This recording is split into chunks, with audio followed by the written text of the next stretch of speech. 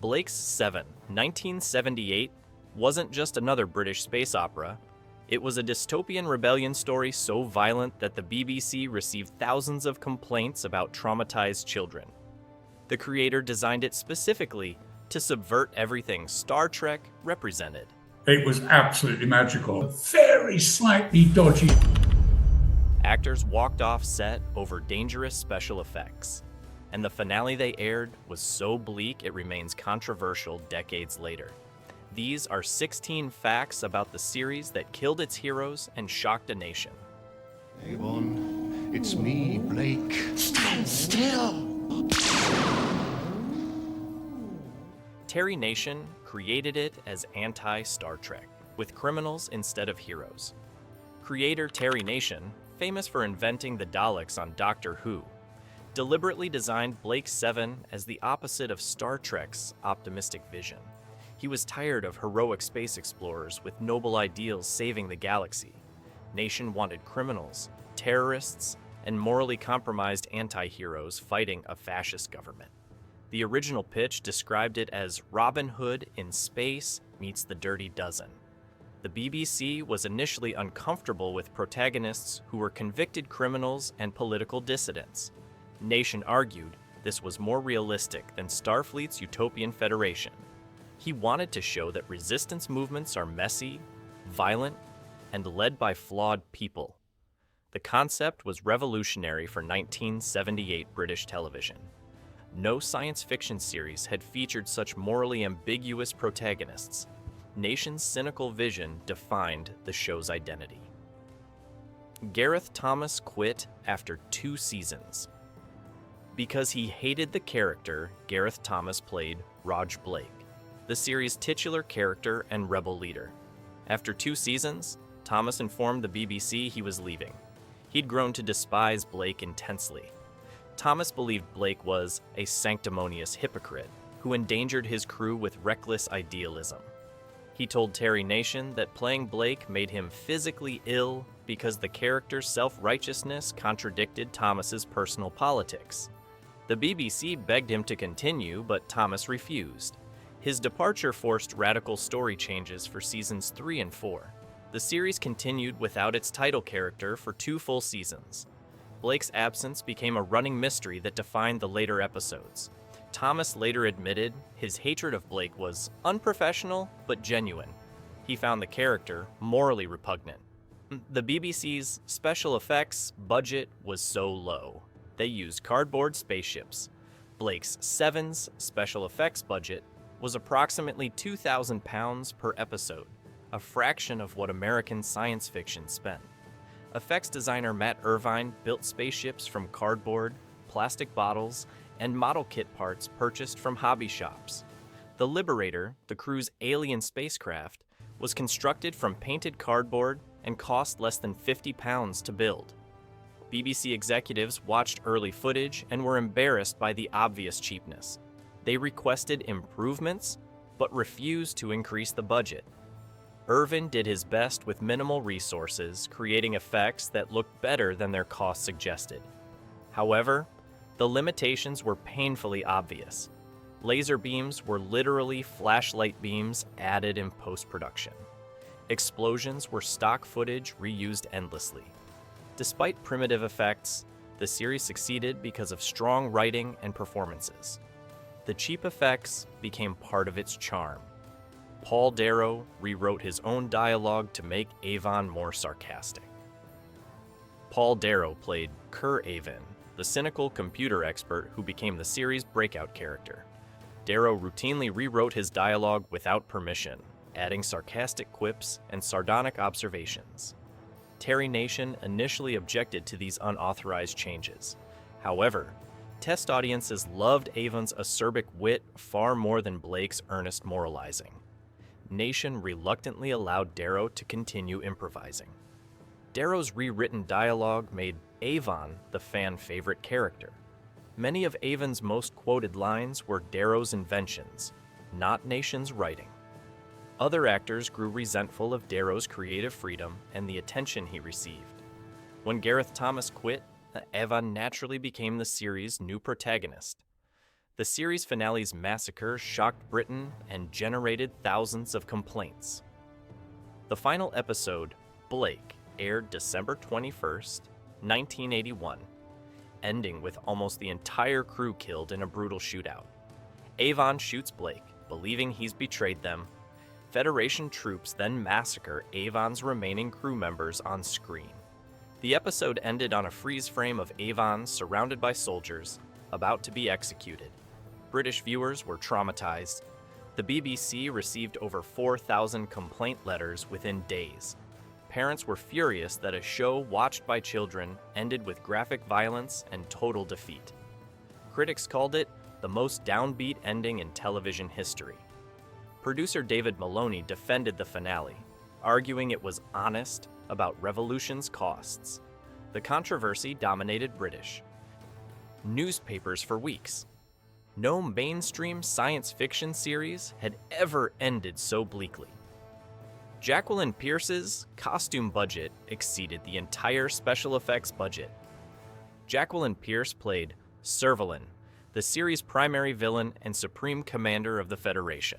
Her elaborate costumes cost approximately £3,000 per season, more than the entire per-episode special effects budget. Pierce insisted on designer gowns and custom accessories to establish Servalan's threatening glamour. The BBC initially refused, but Pierce threatened to quit. The producers realized Servalan was too important to lose. They allocated additional funds specifically for her wardrobe. Other cast members resented the disparity. They wore basic uniforms while Pierce had custom couture. Pierce argued Servalan's visual impact was essential to her menace. The show's violence level caused BBC internal investigations 3 separate times. Blake Seven's graphic violence triggered 3 internal BBC investigations during its 4-season run.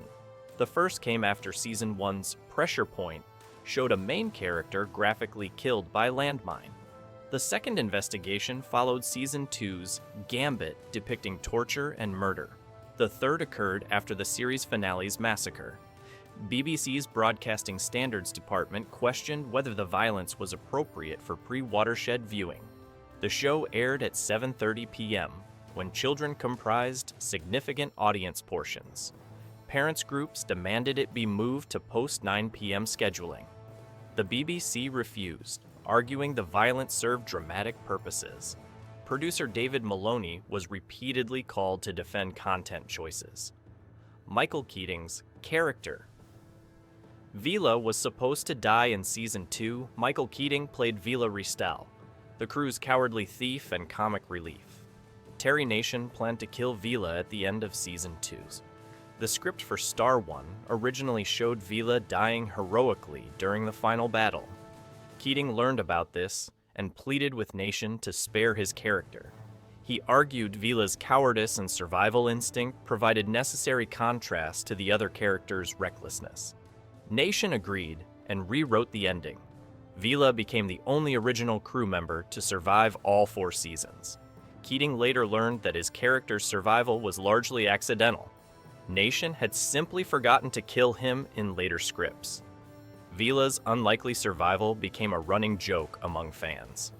The coward outlived all the heroes. If you're enjoying these behind-the-scenes secrets about classic science fiction television, make sure you're subscribed so you don't miss our next deep dive. We've got more shocking production disasters coming soon.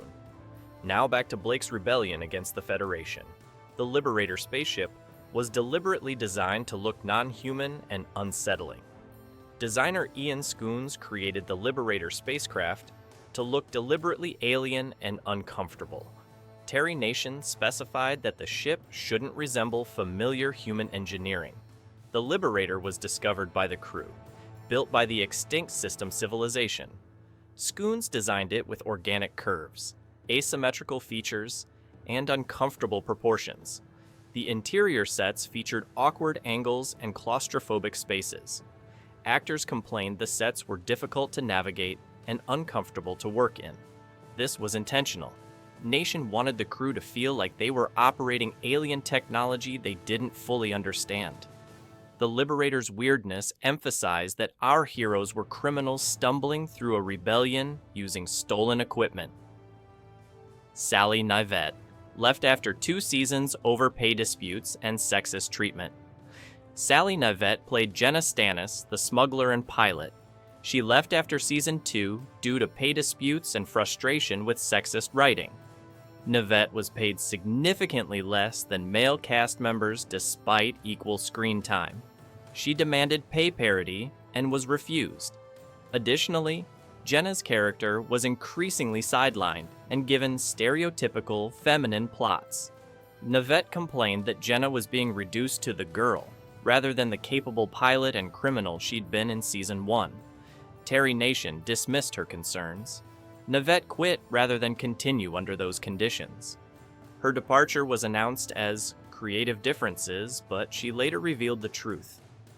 The series was canceled, despite strong ratings, because of budget costs. Blake's 7 averaged 8 million viewers per episode during its 4th season, strong numbers for BBC too. The BBC canceled it anyway in 1981. The reason was purely financial. Each episode cost approximately £70,000, expensive for BBC drama. The corporation was implementing budget cuts across all departments. Blake Seven's costs couldn't be justified despite popularity. Producer David Maloney was informed of cancellation in October 1981, weeks before the finale aired. He had no opportunity to plan a proper conclusion. The abrupt cancellation forced the brutal final episode. Jan Chappelle refused to return for season 4. Despite fan demand, Jan Chappelle played Callie, the telepathic alien rebel. Her character was killed at the end of season 3. Fans immediately demanded her return. The BBC offered Chappelle substantial money to resurrect Callie for season 4. She refused all offers. Chappelle had grown frustrated with Callie being reduced to the mystical alien stereotype. She felt the character had no growth or interesting storylines. Chappelle wanted to pursue theater and other television roles. No amount of money could convince her to return. Terry Nation considered writing Callie back anyway, using cloning or resurrection plot devices. Chappelle threatened legal action if they used her likeness without permission. Nation abandoned the idea. Callie remained dead. Chappelle never regretted her decision despite fan anger. The BBC refused to allow romantic relationships. Between crew members, BBC executives explicitly forbade romantic relationships between the crew members. They believed sexual tension would distract from the political themes. Terry Nation originally planned romances between several characters, including Blake and Jenna. The BBC vetoed all romantic plots. This created awkward situations where actors had obvious chemistry but couldn't acknowledge it. Paul Darrow and Jacqueline Pierce's Avon Servalan tension was barely allowed. Their scenes together were heavily scrutinized by BBC Standards Department. Writers found creative workarounds, implying relationships without showing them. The restriction frustrated actors who believed their characters would naturally develop romantic connections during years of close quarters. The ban gave Blake's Seven an unusually asexual quality compared to other science fiction. Some fans appreciated the focus on politics over romance. Others found it unrealistic and cold. Dudley Simpson's electronic score was created with 1970s synthesizers that kept breaking. Composer Dudley Simpson created Blake's Seven's electronic score using temperamental 1970s synthesizers. The equipment broke down constantly during recording sessions. Simpson worked primarily with EMS VCS 3 synthesizers that were notorious for unreliability. The machines would lose tuning mid-session, forcing Simpson to restart recordings repeatedly. Some cues required dozens of takes due to equipment failures. Simpson had extremely limited time to compose and record each episode's music. He often worked overnight to meet deadlines. The primitive synthesizers gave the score its distinctive, cold, alien quality. However, Simpson later admitted the sound was partly due to equipment limitations rather than creative choice. Peter Tuddenham voiced all three computers, using different techniques. Actor Peter Tuddenham provided voices for three different computer characters, Zen, Aurak, and Slave. Each required distinct vocal characteristics. Tuddenham created Zen's calm, formal voice by speaking in monotone with precise articulation. Aurak's arrogant, irritable voice came from Tuddenham speaking faster and with more emotion. Slave's obsequious, nervous voice required speaking higher and with anxious inflection. Tuddenham recorded all three voices during the same sessions, switching between characters. The quick changes were mentally exhausting. He received minimal payment despite providing three regular character voices. Tuddenham never appeared on screen, but fans recognized his importance. Alternate ending producer David Maloney filmed, but the BBC rejected an alternate ending that provided hope rather than despair. The deleted version showed Avon shooting Blake, then the Federation troops entering. However, instead of massacring the crew, the troops suddenly turn their guns on their own officers. They reveal themselves as Blake's agents who'd infiltrated the Federation. Blake sits up, wearing body armor. He'd faked his death to test Avon's loyalty and trigger the coup. The crew survives and the Federation falls. The BBC rejected this as too convenient and unrealistic. Blake 7 could have been a hopeful space adventure with heroes winning and friendships conquering evil. Instead, Terry Nation created a brutal examination of revolution's costs, where almost everyone died. The romantic plots were banned. The hopeful ending was rejected. And Britain's children watched their heroes massacred on screen. Some rebellions fail completely,